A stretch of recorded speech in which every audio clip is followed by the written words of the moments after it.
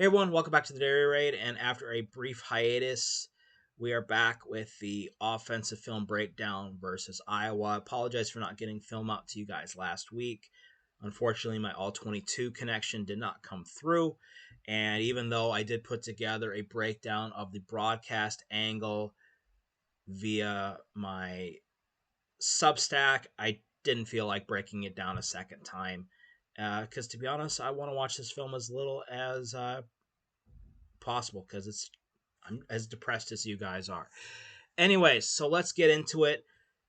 This game was a huge mixed bag. Just like we saw in the Michigan game, like we saw in the Maryland game. If you put some of these clips together, you could paint the picture of a competent offense. You can. It's there. But they can't piece it together for extended periods of time and for an entire game. They haven't done that. I mean, honestly, the Badgers haven't done that in what? Since the 2021 season. But anyways, I'm not going to dig into the past. Let's get into it and let's see what we can learn about the Badgers' performance against Iowa. All right, so here we go. The first play of the game. Like to start here. I like the concept that they ran on this first play, so this is a good place to start. So we're going to be 3-by-1, motioning to a condensed look. I could talk. And running a variation of the snag concept and getting the ball over the top, and it ends up being incomplete. And let's talk about how this sets up. So normally with a snag concept, you're going to get a high, a low, and an out component to create a triangle. And a lot of times what you would see is the number one receiver would be your in, the number 3 receiver would be your out, and then your number 2 receiver would be your up. Okay, and then right here is your triangle. And then you read the defenders who are in the triangle.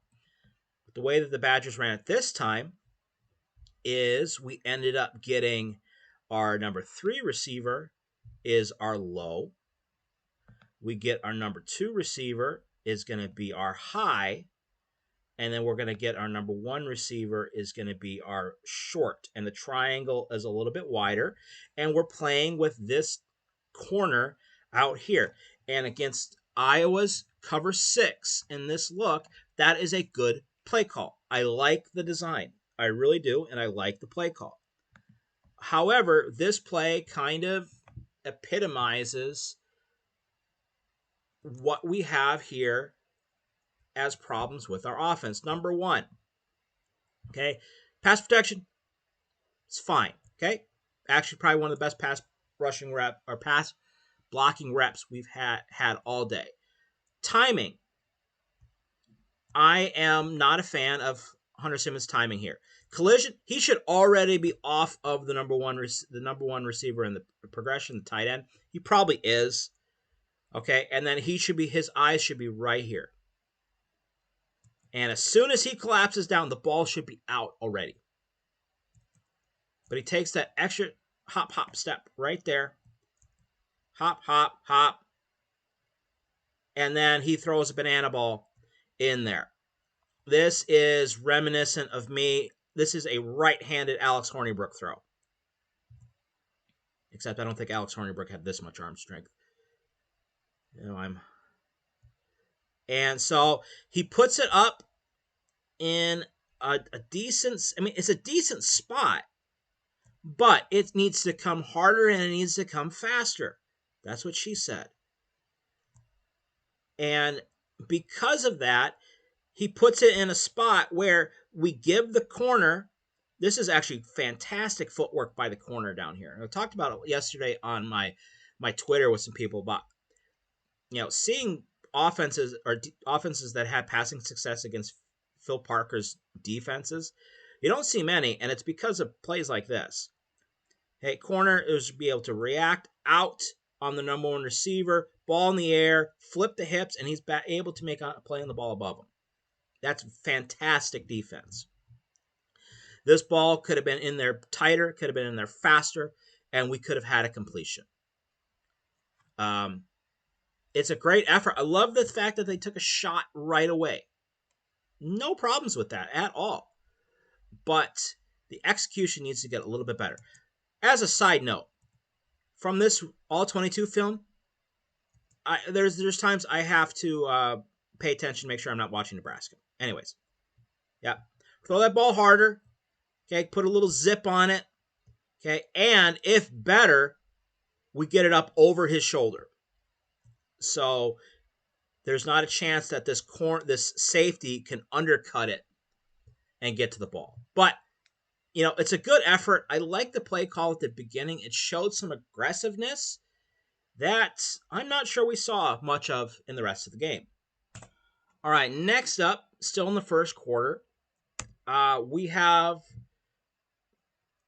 the first play that I want to talk about where the Badgers are in I formation. They're in pistol. They're in the gun right now, but it is still I formation. And this is a common theme throughout this game where I think I like some of the play calls that they ran out of the I formation, but because of the formation, they set themselves up for failure. The reason why I'm saying that is Iowa's formation adjustment to I formation and formation adjustment to this personnel group and how they attack this personnel group puts us already in a bad spot offensively, so where we have to have perfect execution. And obviously this season we have not had perfect execution. So you're already behind the 8 ball. And I get it. Badger fans want to see this, right? I formation. It's what Barry Alvarez did. It's what we did back in the day. It's Wisconsin football. And as I've been saying all year, this crap doesn't work anymore. We're not a power pro style team. We are a college football team run a college offense. Anyways, I digress. Let's actually look at the play. Okay, probably have a 2-play combo on here. And I think they can get into the flat. And what we get here is, again, their adjustment coverage-wise. Okay, so they're running essentially spider 2Y banana. Okay, we get play action, full slide away. We're supposed to get a chip from the fullback into the flat. Okay, very similar. Okay, the backfield action is a little different, but whatever. How Iowa is attacking I formation is as soon as they read run, they are coming downhill. Linebackers and one of the safeties, because they know at best there are going to be 3 receivers in the route. So they're going to play 3 across the top or man, whatever, man, got a free safety, and then one of the linebackers, if running back flares, he's going to pick it up, this edge guy. But everybody else is just gung-ho to attack. And we are not fast enough. There's nothing here. Hell, right here, there's nothing. There's nothing at this point. There's nothing here. And I think it's good that he just spikes this, because this play design is going to get us nothing. Okay? In 2015, this could have worked.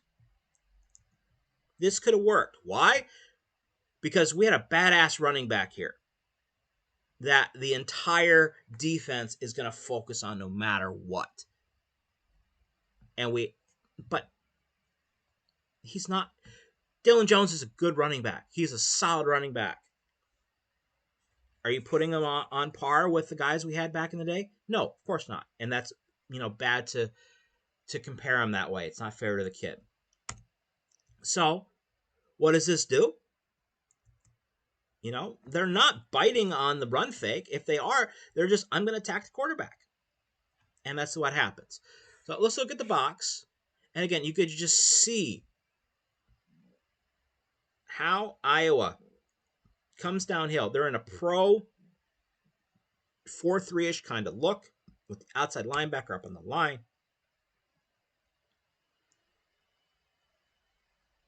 Okay, and you can see, the safety here. He's reading the guard. There's nothing there. Great scrape exchange by the linebackers to get downhill, and it allows them to be hyper aggressive in the box. They got 7 in the box. Okay, 8 if we include this edge guy who peels. But they have to account for him until he relieves. We can't pick up the linebackers because we only have 5 to block. 6 to block if we include we just don't have enough bodies. And that is the outcome that we're going to get. We can run this play out of a better formation to give us a better look. And we're going to talk about that, how formations can give us better looks later. All right, well, let's just get it over with. I mean, I'm going to be accused of homerism if I don't include this play. Okay, so let's just look here. So 1st and 10. I'm not against the idea of running this screen. I am not. However, what I feel the issue of this is, the screen is set up fantastically. This is going to pop for something if we don't see the unblocked defensive tackle, who's not supposed to be blocked in here. I want to make that obvious. Okay? What is the issue with this? It's what we have been talking about all year about the coaching staff making this too difficult. Okay? And what I mean by that, instead of running an empty look with a motion and a play off the inverted veer to throw a tunnel screen to the wide receiver, how about you just line up in twins and run a tunnel screen, or trips and run a tunnel screen? Okay. Why does that matter? Well, it's because all this crap distracts the QB. Now, full honesty, of course he should have seen it. Like, he is just going on, this is how we repped it. Okay? Going through the muscle memory. And that's fine. But, see, he's looking too much in here. So when he flips his hips, he doesn't see the defensive tackle sitting there. Also, Iowa, this is well-coached defense. They're also expecting, first thing, I mean, they get a stunt. So maybe there's a guy there that they're not expecting. Maybe. They're well-coached in the right spot. But just all this window dressing distracts the QB. He's not paying attention, and this is what we get. If you want to run a tunnel screen, run a tunnel screen. Line up in a normal formation. Get your running back out there and run a tunnel screen. You don't have to have all the smoke and the eye candy to run what to a normal college offense is a standard basic play. All right, here we go. First play of the second quarter, and this is not understanding your opponent, and which causes a poor play. So this looks like a complete dumpster fire right off the beginning. Okay, it is not blocked well, flat out. But let's look at, first thing, love the effort by Dylan Jones. Why didn't he get the ball more? Another theme for today.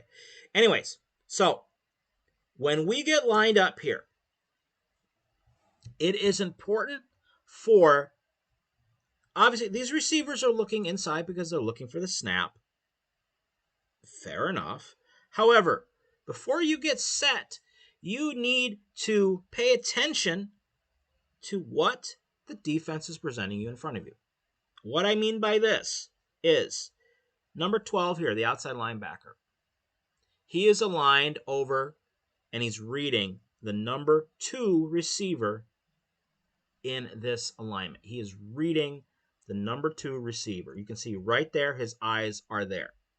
Okay? When Tyrell Henry goes in motion, he moves in, and now he is focused and fixated on the number 2 receiver. Lance Mason should see this. Why is that important? Because as soon as Tucker Ashcraft vacates, he has got to be able to pick up this backside seal. Now, is it a tough angle? Maybe. Then what we need to have here is a line call instead of getting a scoop here, which he's scooping to pick up somebody on the backside because we're hoping that Riley Mahlman is able to pick this guy up. We'll talk about that in a second. And then we're going to get our cutoff right here. So scoop to the second level, and we're going to get a cutoff. But because of the change of alignment, that's a tough angle. So what can we do? We can down block here and get a wrap to pick up that second level guy. This is so much easier. And because all we're looking to do is seal this backside guy and to pick up somebody in the flow. We don't get that. And that's what kills this play. You can see right here, okay, he's going. Lance Mason a little bit stutter stepping out of his stance. He should be stepping across with his right foot. Okay, that's number 1. Riley Mahlman he washes his guy out, so we're fine. Okay, but then also too, again, look who the guy who makes the initial contact on this after 12. It's the backside cornerback. Like, this is fantastic defense. But if we seal this backside guy right here, there's a lane right up the hash mark. And I call that Dylan Jones. That's Darian Dupree. I apologize. The gap is there. With the way wide zone is supposed, you could see it. You could see it. It's right there. One guy. And whether it's bad communication or just not being aware of where your defender is, that's what caused the problem and why this play was a lot more negative than it needed to be. Okay, another example of wide zone here. This one hits a little bit better, and it shows how this play works so much better against how Iowa decided to formation adjust to the Badgers' more spread out formations. Okay, with this alignment here, we've got a nose and a 4-eye or a 3 with a stand up. Our next guy out here is wider than the tight end. We got the bodies. We got a good alignment, and all we need for this play to work is for the linebackers to overrun, which they do. Now, Iowa runs a game. They run a stunt again. They run the same little stunt that they ran that caused the interception on the screen. Okay, so that is, and we can see here where Emerson Mandel needs to focus more on the gap and not the man. But regardless, now you're asking the running back to make somebody miss a tackle. He does that. And we're able to get some yards. Okay, and get a nice little gain. It's not perfect. Could be cleaner. I would say also here a tight end climb through the B gap. On split flow, you're not worried about the outside. You're climbing through the B gap. And so then if you don't get anybody to block, you're climbing to the second level. I think if Mason would have kept going upfield, he would have ran right into 48, to be honest. And this is what we ended up getting. But, again, it's set up by the fact that here, Iowa has 6 in the box. This was their formation adjustment. We have 6 blockers. We have a running back who can make somebody miss, who can make an imperfect play better. Okay? And again, I think if Dylan Jones didn't have to cut back so hard, I think Jake Renfro's block lasts a little bit longer. Again, he's walling him off here. When we get a cut back, you're cutting back into the unblocked portion of the back. So the longer that takes, the easier it is for him to break off. But, I mean, I think this is set up pretty good. This isn't that great. Okay, they ran a game.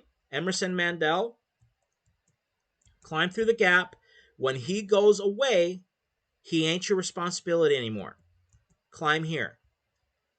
And he picks up probably the right guy. Young guy, makes mistakes. I'll take this. This shows that they know what they're doing and how we can scheme Iowa into do something that fits what we want to do better. All right, coming up to the next play.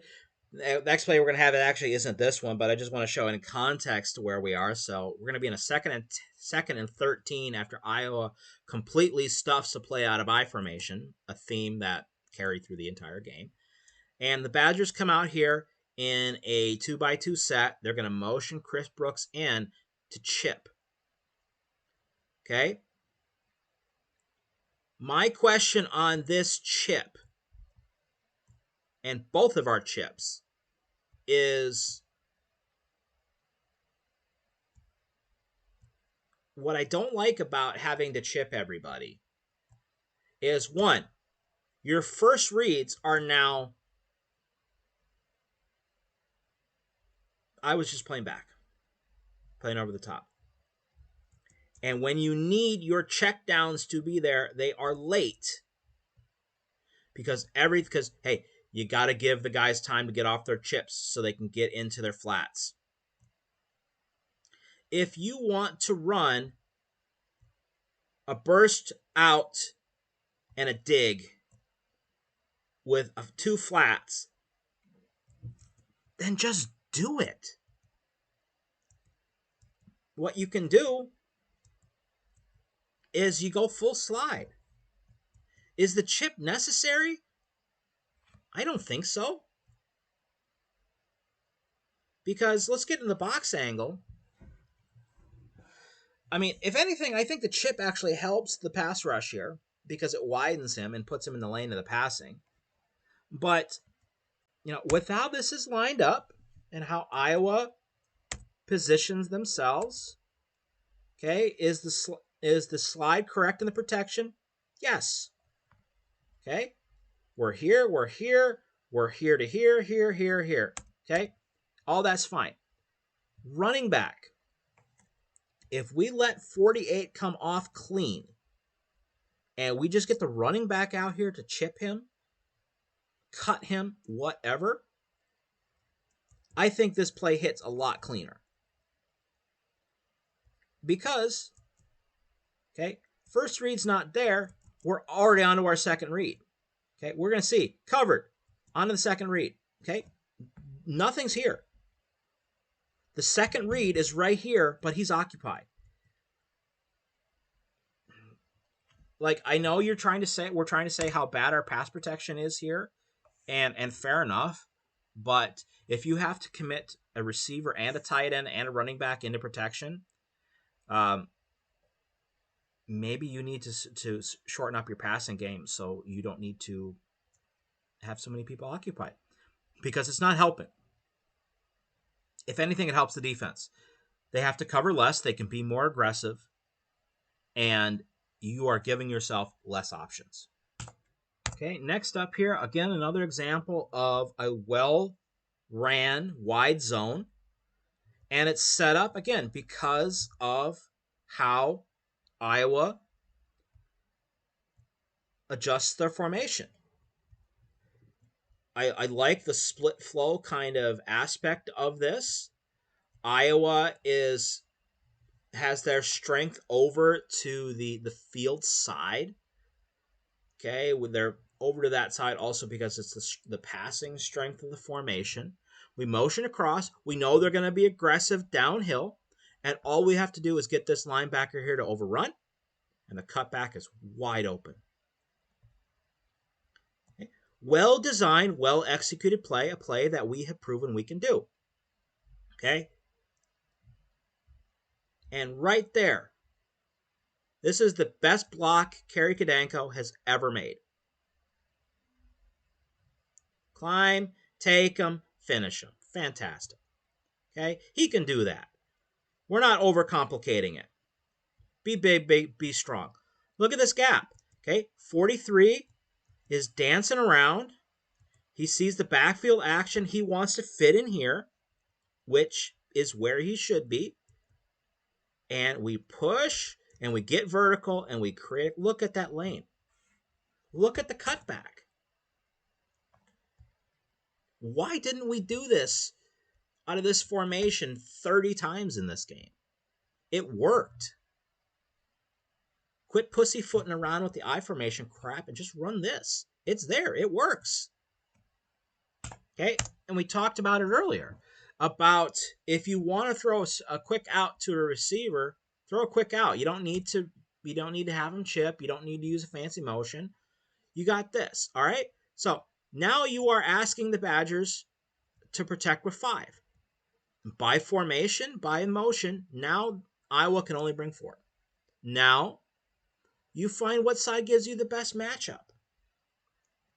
Alignment-wise, okay, we are going to run basically the air raid stick concept out here with a flare.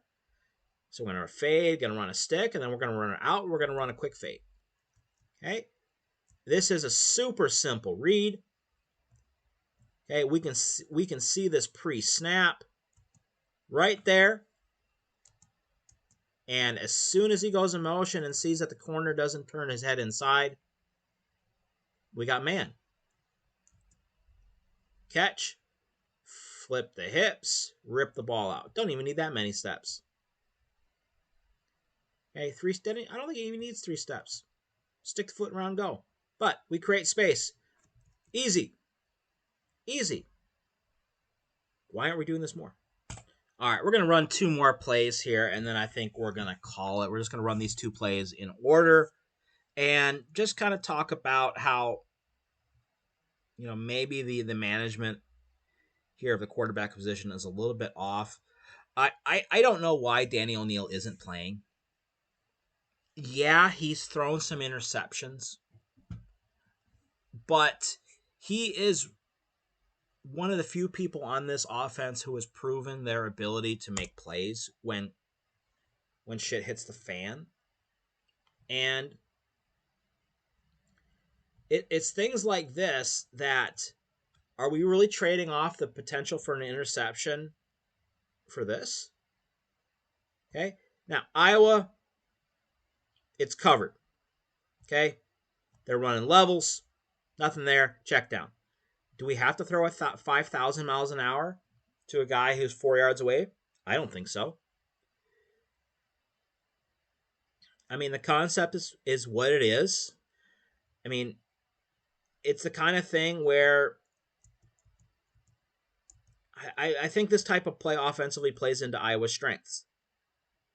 So instead of getting them in a situation where they can just drop into zones and just blanket everything, you got to spread them out. And you got to give them man situations. Regardless, we don't need to throw the check down that fast. Okay, we know that. Now, that being said, this is something that I've talked about for years, going back to Graham Mertz. And when you have a dynamic running game, or a running game that is the emphasis, the focus of your offense, you need some kind of counterbalance so that the defense doesn't focus solely on the running back. Now, this is not one of those plays. However, Hunter Simmons he's athletic enough. Why not use some of the QB run game? Are we so afraid that we have to be super vanilla? We're not running inverted veer. We're not running the speed option. We ran the QB draw and it worked.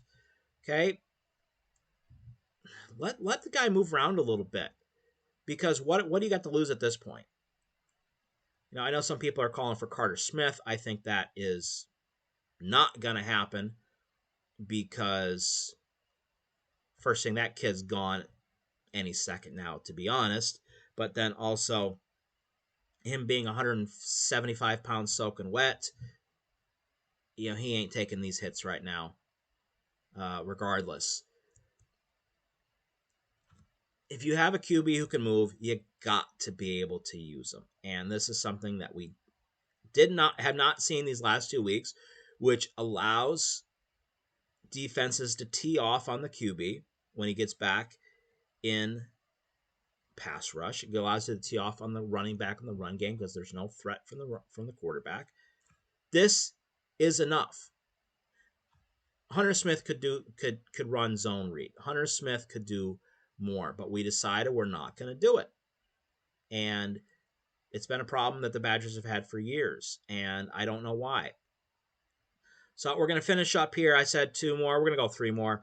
We're going to run wide zone. Again, as I've been saying all game, we're going to run wide zone out of I formation. And notice the difference, okay? Iowa's got 7 in the box. They've got 8. You can see the safety creeping down because they have zero respect for the passing game. And why should they? You're in a running formation. You're in a formation that you're not going to do much. So we can tee off. And then, of course, Cade Yakimelli kind of gets pitter-pattered in the gap, as kind of has been his MO most of this season. Jake Renfro is upset with himself on this. I don't necessarily think this ends up being his fault. Well, yes, the guy that he ends up trying to block gets in there, but what he's expecting here is Kerry Kadanko to butt off of him and climb to the second level. This is not Kerry Kadanko's man. That's Emerson Mandel's man. In this scheme, Mandel needs to get here. Kadanko needs to stay here so Renfro can get here. And I don't think Jake should be hard on himself for that. I think it's just poor play design. Not that the play is bad, but the formation that we ran it out of was bad. All right. That's going to be it for today. Thank you for watching as always, and we will see you next time.